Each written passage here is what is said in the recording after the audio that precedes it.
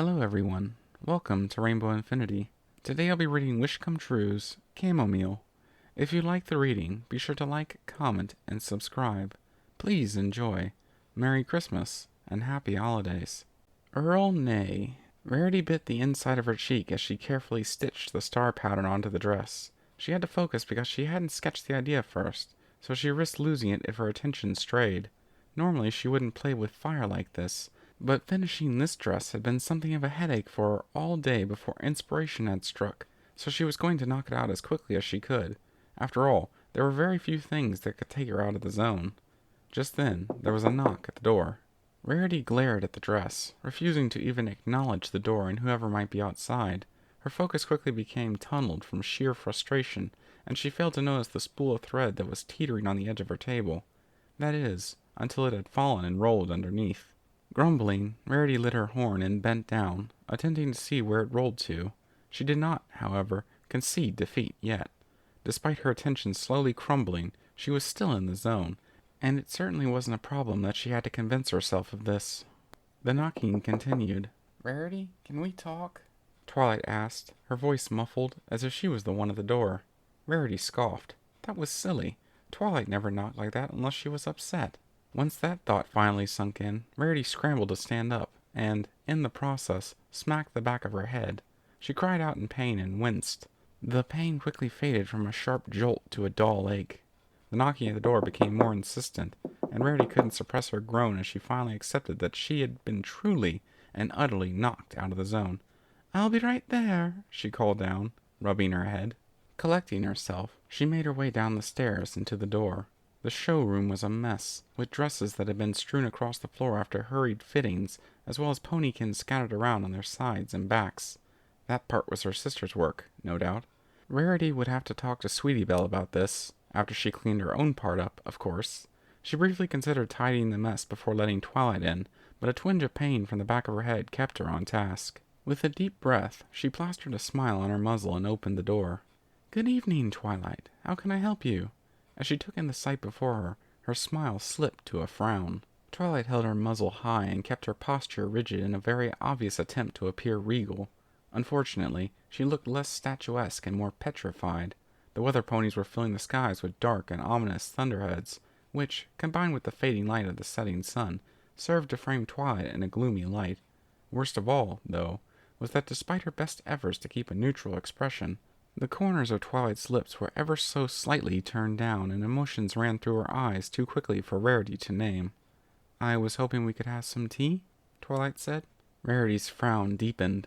Twilight's tone was casual, but Rarity caught the slight lilt at the end, as sure a sign as any that Twilight was nervous. A small part of Rarity's head reminded her of work to be done, but she shushed that part. Helping Twilight with whatever was bothering her was more important than some silly dresses. "Of course, darling. Come in." Without a word, Twilight entered the boutique. Also without a word, she surveyed the chaos before her. Rarity couldn't help but nervously chuckle. "Please pardon the mess." Shutting the door behind them, Rarity led the way to the kitchen. She silently rummaged through packed cabinets for her tea kettle as Twilight pulled her chair back with a clatter. Rarity winced and quickly took a pill from her bottle of pain relievers. Kettle now heating on the stove, she turned back to Twilight. "What tea would you like?" "Earl Nay." Rarity paused, turning from her tea tins to look at Twilight with narrowed eyes. Twilight's gaze was directed out the window, but Rarity didn't know what she was looking at. She didn't know what was on her mind, either, but she had an idea. "I think I shall have some chamomile myself," she said casually. Twilight's ears twitched, but she betrayed nothing else. Shaking her head, Rarity turned back to the task at hoof and pulled out her Earl Nay and chamomile tins. She spooned them out into infusers, taking in the aroma of each. She popped the lids back on and put them away. During all of this, Twilight still said nothing. With no conversation forthcoming and nothing else to occupy her mind, it began to wander. Thoughts of scolding her sister for not cleaning up her mess led her to thinking about how she had not cleaned up her own mess, and those scattered dresses brought back to mind the one she had been working on earlier. Her mind raced as she remembered the design, and even how to improve on it. Oh, how she wished she had her sketchbook. Oh, how she wished she could just go back to work. She wouldn't, though. Part of it was simply that the generous thing to do would be offering her time for a friend. Even if she wasn't the element of generosity, though, She simply could not abandon Twilight now. It had been many moons since Twilight had been this quiet and anxious during a visit. Even if Rarity had to stay up all night to finish that dress in time, she would not turn her back on a friend in need. Her kettle whistled, pulling her from her thoughts. She turned off the burner and waited a minute. Pouring straight in would scorch her tea, and that simply would not do. She poured the water into the waiting mugs, the tea infusers going to work releasing their flavor and aroma. After a few minutes, she was satisfied that it was ready. She removed the infusers and carried the mugs to the table. Twilight finally looked at her again as the aroma of the tea finally reached her. Or maybe it was from the sound of her approaching, but it didn't really matter either way. Rarity hoped it was the tea, though. That seemed more poetic. Outside, Rarity could see that all of the dark clouds were in place. Soon they would release their payload on the town. She hoped Sweetie Belle would make it back soon. Rarity rubbed her aching head. Hopefully that pain reliever would kick in soon. She took a sip of chamomile tea and suppressed a grimace. It wouldn't do to play her hoof too early, after all. Across from her, Princess Twilight Sparkle sat regally, more rigid than anything else, but she had to give the dear some credit, and sipped on her tea. One Rarity knew was Celestia's favorite. To the untrained eye, Twilight was sitting perfectly still. Unfortunately for her, however, Rarity had a very trained eye. Every few seconds a few of her feathers ruffled. Her brow had become more furrowed as the minutes passed in silence, and she kept working her jaw around as if to pop it. "So, are you going to tell me why you're doing your best impression of Princess Celestia?" She sighed and sipped some more tea before staring at Twilight, unimpressed. "Or are you just going to stay silent for the rest of your visit?" Twilight deflated, the tension in her brow fading as she stared at the ground to the side of Rarity. "Sorry. Darling, I didn't ask for an apology. It's okay to feel down, but I would like to help you if I can." She set her tea down and smiled. "And I have a feeling you would like me to help you if I can." Rain finally began to fall outside, but Rarity only idly noticed it when the wind started blowing it into the window. It was soothing white noise, filling the space in the background as Twilight processed her words. Twilight picked up her tea and took a sip before grimacing. "You know, I never did like this tea." Rarity's smile felt a little more genuine now. It was the first time Twilight had been open and honest today. It was a start. "I know." Just like Rarity knew that Twilight loved chamomile when there was something on her mind. Just like Rarity knew that she didn't like chamomile much at all. "Would you like to swap teas?" Twilight smiled. "I would, actually. Thanks, Rarity." After a quick swap, they both sipped at their teas, smiling at the more appropriate matches for their tastes. Rain continued to beat down against the windows, creating a rhythm in contrast to the silence that continued to permeate the room. In the distance there was a rumble of thunder, quickly followed by 3 muffled shrieks and a series of splashing hoofsteps as the Cutie Mark Crusaders ran for the door of the boutique. As soon as the door opened, Rarity caught the 3 panting girls in her magic.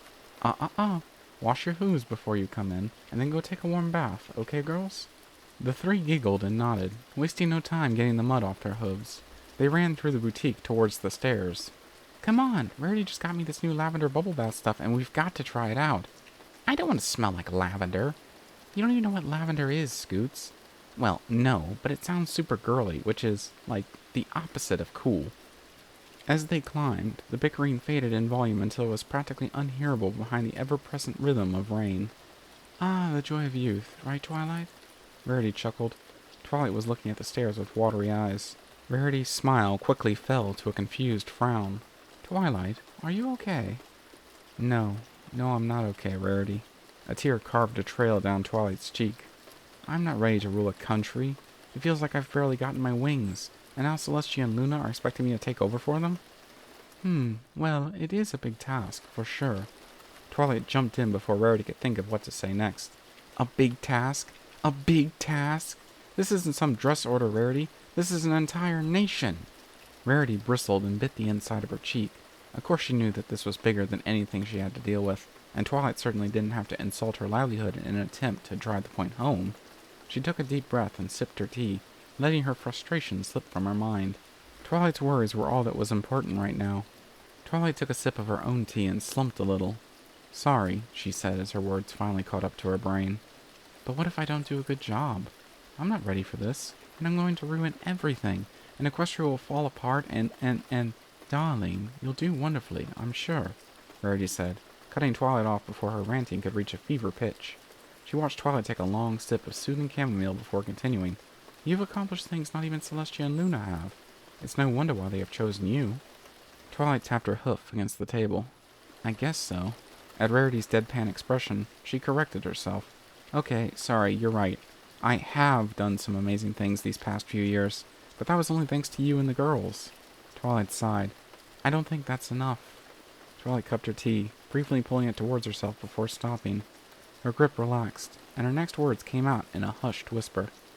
I don't think I'm enough. Rarity raised her cup to her lips, watching the steam rise and curl through the air. Twilight could be ever so frustrating when she got like this, but it wouldn't do to voice that. She could definitely think it, though. I think you are more than enough, Twilight Sparkle. Ponies everywhere love you, and between your school and your friendship missions, other creatures do as well. In the short time you've been princess, relatively, mind you, our nation has progressed faster than it had for decades, and yet it has not lost its charm and its life like your critics have feared. Twilight slumped over the table, her gaze directed out the window once more. Let's assume you're right. Let's assume I am fit to rule. What if I don't want to rule, then? Why don't I get any say in the matter?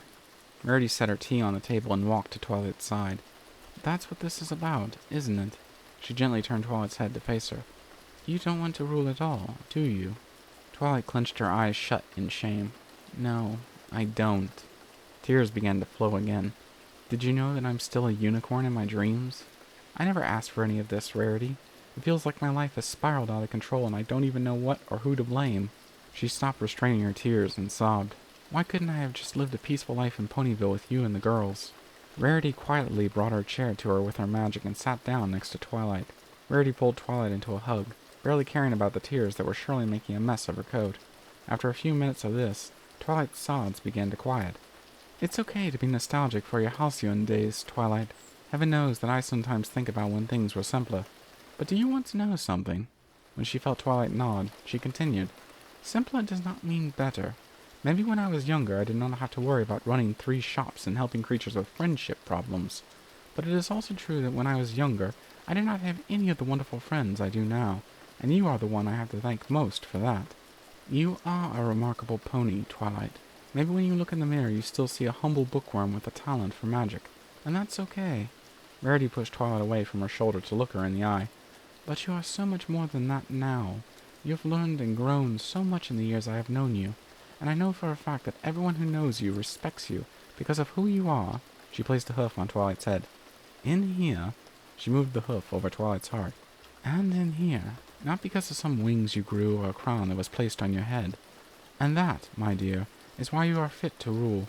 You are smart and talented, a friend to all who are willing first, and a princess second. They sat in silence for a moment as Twilight let all of that sink in. Rain still fell outside, but it was beginning to taper off. Twilight weakly smiled. Thanks, Rarity. Her brow furrowed and she bit her lip. But what if these doubts come back? What if they don't go away so easily next time? I'll just have to remind you, then. Rarity smiled. And I can think of 4 other mares who would gladly do the same. Thank you for listening in. I hope you enjoyed the reading.